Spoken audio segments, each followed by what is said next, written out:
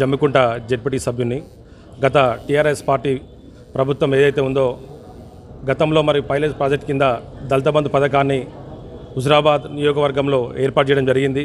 18,000 కుటుంబాలకు 10 లక్షల రూపాయలు చొప్పున గత ప్రభుత్వం ఇచ్చినప్పుడు కూడా మా డిమాండ్ ఏంటంటే చాలా 4,500 కుటుంబాలకు రెండో విడత రాలేదు. దాని మూలంగా మా దళిత కుటుంబాలు గత 2 సంవత్సరాల నుంచి ఏ అధికారి చుట్టూ తిరిగినప్పుడు కూడా ఇంతవరకు కూడా మరి వాళ్ళకు డబ్బు రాలే. ఒక మూలంగా ఈరోజు మన జిల్లా పరిషత్ జనరల్ బాడీ మీటింగ్ ఉంటుంది కాబట్టి మా సమస్య విన్నవించుకోవడానికి మరి నేను ఈ రకంగా రావడం జరిగింది. ఇందులో భాగంగా మరి ఇక్కడ నన్ను ఆపుతున్నారు, ఎందుకంటే నా హక్కు అది, ఎందుకంటే నిరసన చేసే హక్కు మాకు ఉన్నప్పుడు కూడా ఇక్కడ మరి ఆపుతున్నారు. కాబట్టి దయచేసి మా సమస్యలు మేము చెప్పుకున్నాను కూడా మాకు అవకాశం ఇవ్వకపోవడానికి శోచనీయమైన విషయం. ఎందుకంటే మేము దళిత బంధు డబ్బులు అనేవి కొత్తగా అడుగుతలేము.